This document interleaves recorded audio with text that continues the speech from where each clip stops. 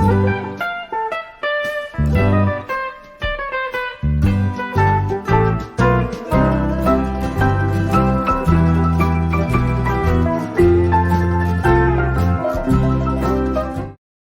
सभी को, मैं मत्तू केवट। मैं इस वीडियो के माध्यम से आपको नस सराव परीक्षा पेपर इसका वाचन और लेखन मैं आपको करवाने वाला हूं। तो आपको जानकारी है NAS नस अर्थात नेशनल अचीवमेंट सर्वे, जिसे हिंदी में राष्ट्रीय उपलब्धि सर्वेक्षण कहते हैं। तो इस परीक्षा का आयोजन कक्षा तीसरी, कक्षा पाँचवीं, कक्षा आठवीं तथा 10वीं के विद्यार्थियों के लिए होता है। तो ये कक्षा पाँचवीं का भाषा का प्रश्न पत्र देखिए किस तरह से आता है।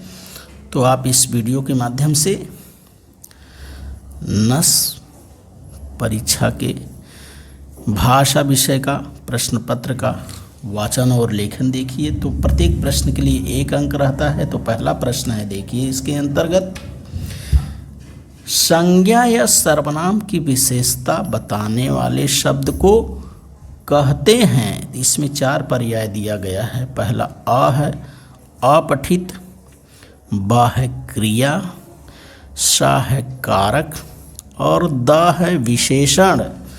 तो प्रश्न है संज्ञा या सर्वनाम की विशेषता बताने वाले शब्द को क्या कहते हैं।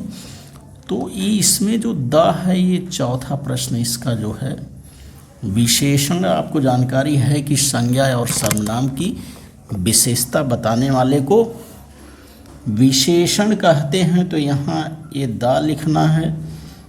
यदि लिखने को दिया गया रहे तो उत्तर का पर्याय क्रमांक लिखिए और इस तरह से इसका उत्तर जो है विशेषण आएगा। पहले प्रश्न का उत्तर संज्ञा या सर्वनाम की विशेषता बताने वाले शब्द को विशेषण कहते हैं। प्रश्न दूसरा है, देखिए निम्नलिखित में से विशेषण बताओ।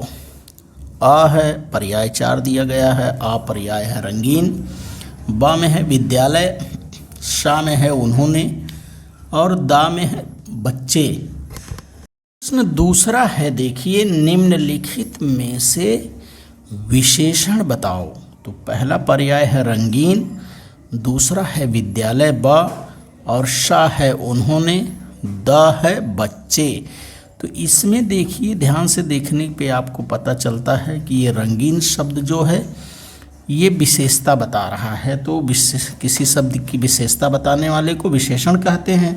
पहले प्रश्न में आपने देखा कि संज्ञा या सर्वनाम की विशेषता बताने वाले को विशेषण कहते हैं और इसमें विशेषण शब्द पूछ रहा है। तो रंगीन जो है अ है पहला पर्याय, रंगीन जो है ये शब्द जो है विशेषण होगा।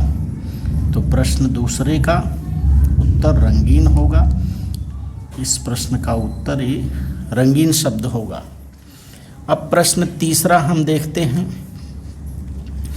वाक्य को उपयुक्त विशेषण से पूर्ण करो। और वाक्य देखिए क्या है, कोयल रिक्त स्थान होती है। यहाँ विशेषण वाला शब्द लिखना है। पहला पर्याय है वहाँ, अ है वहाँ, बा है काली, सा है उसकी और द है लाल। तो आपको जानकारी है कि कोयल क्या होती है, काली होती है। तो काली शब्द जो है ये विशेषण है। तो इस प्रश्न का उत्तर जो है पर्याय क्रमांक दूसरा बा जो है ये सही होगा।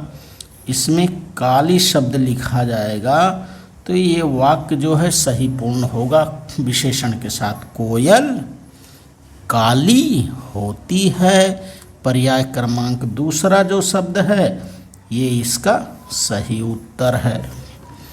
अब प्रश्न चौथा देखिए क्या है।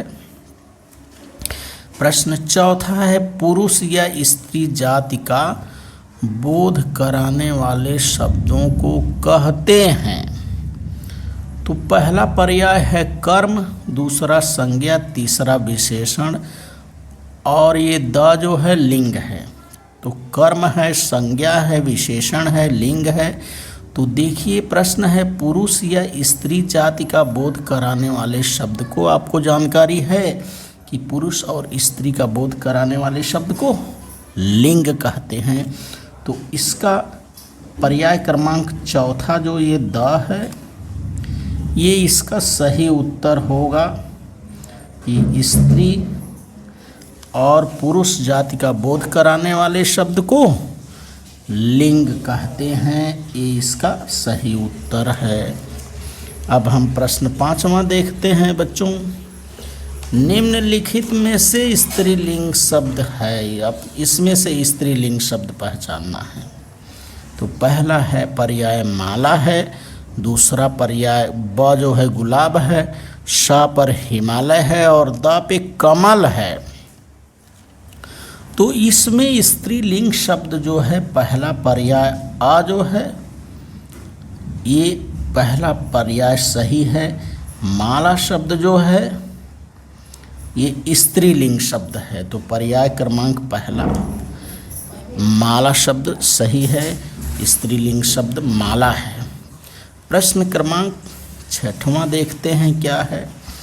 निम्नलिखित में से पुल्लिंग शब्द कौन सा है, इसमें हमें पुल्लिंग शब्द पहचानना है। तो मछली है, पहला पर्याय मछली है, अ पर मछली है, ब पे गंगा है, श पे बाघ है और द पे हिंदी है।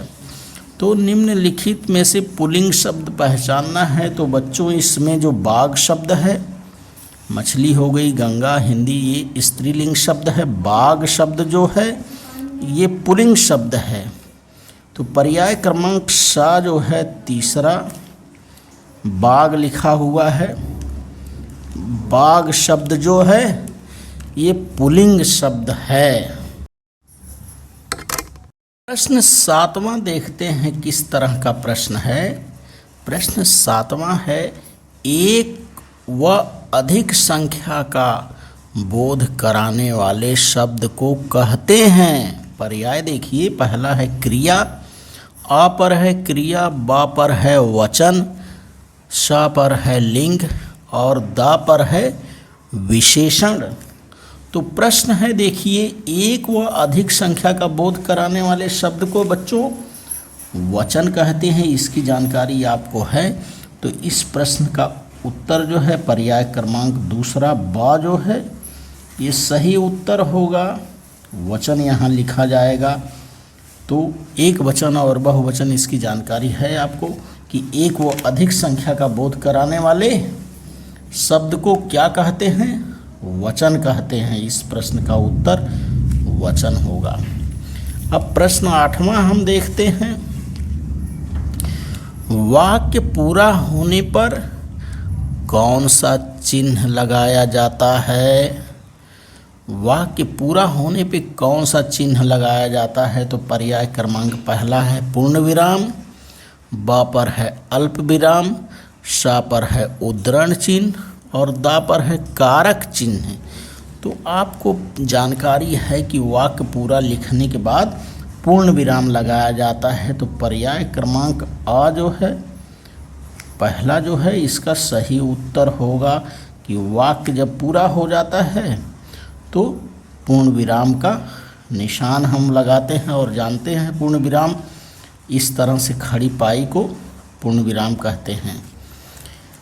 और देखिए 9वां प्रश्न है, कोई बात पूछने के लिए वाक्य में प्रयुक्त चिन्ह कौन सा होगा। पर्याय इसमें 4 हैं। पहला अ है अल्प विराम, ब है प्रश्नवाचक चिन्ह, स है पूर्ण विराम और द है संकेतक।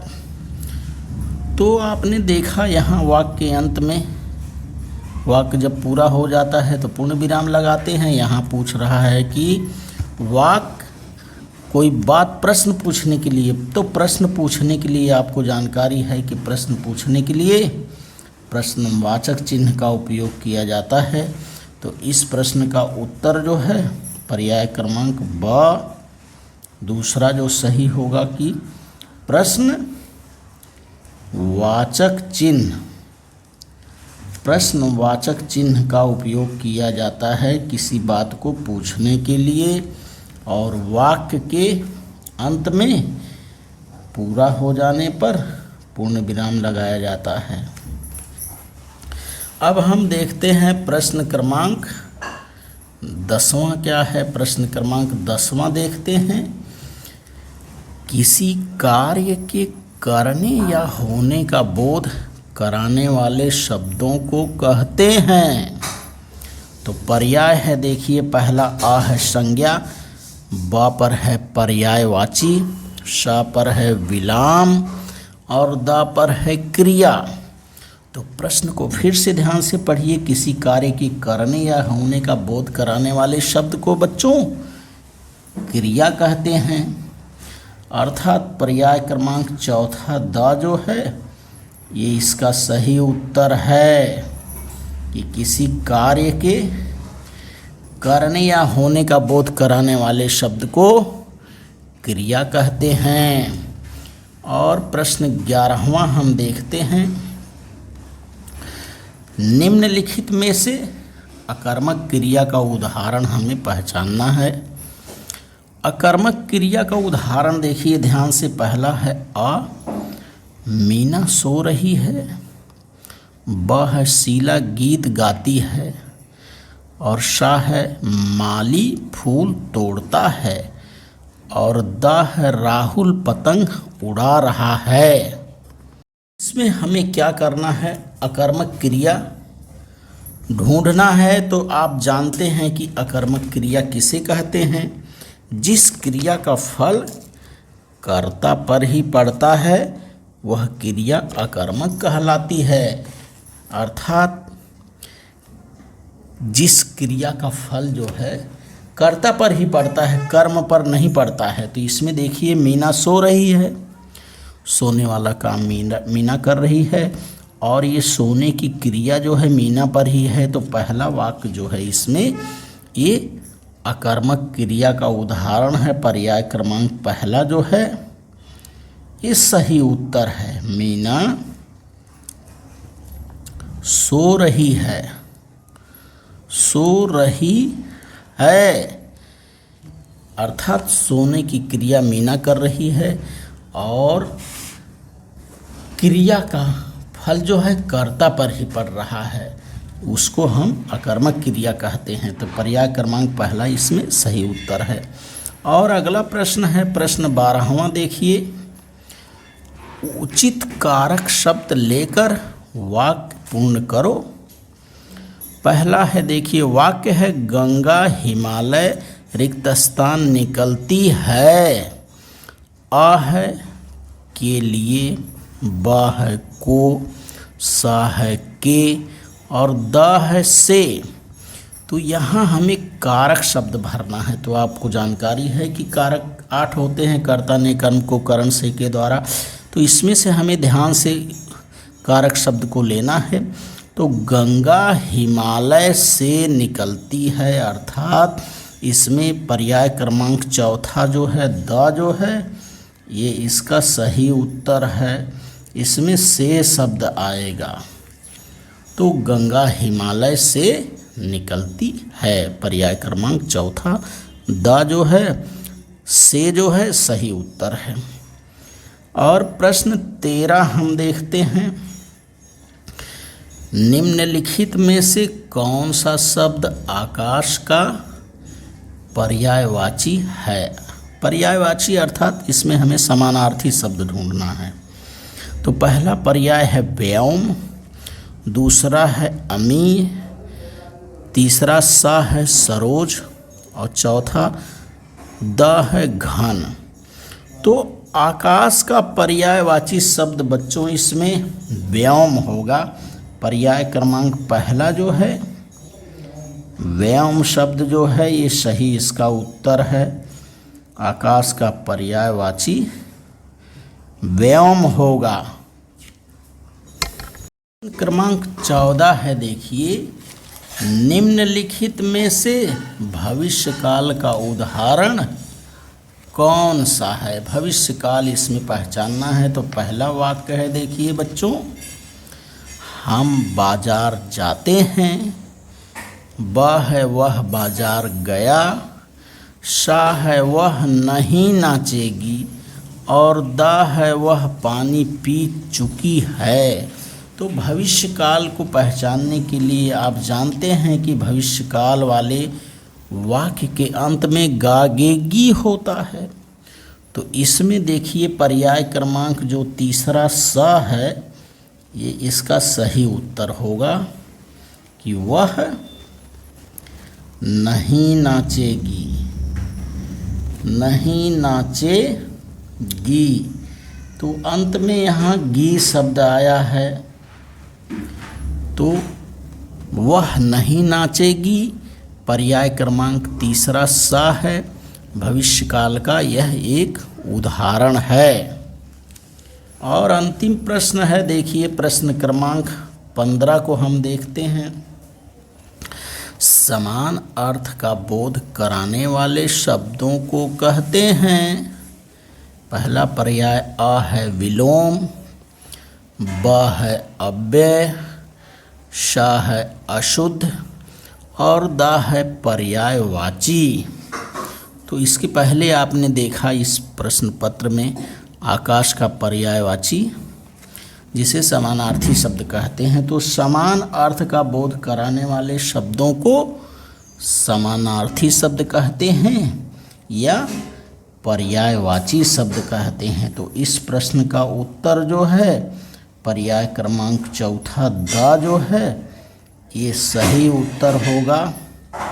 पर्याय वाची इसमें लिखा जाएगा। समान अर्थ वाले का बोध कराने वाले शब्द को पर्यायवाची शब्द कहते हैं। तो इस तरह से आप इस वीडियो के माध्यम से नस प्रश्न पत्र कक्षा 5वीं विषय भाषा के प्रश्न पत्र का आप क्या करिए, वाचन करिए, लेखन करिए, श्रवण करिए तथा मेरे आगे आने वाले वीडियो के लिए आप मेरे चैनल को सब्सक्राइब करें, लाइक करें, शेयर करें। धन्यवाद सभी का।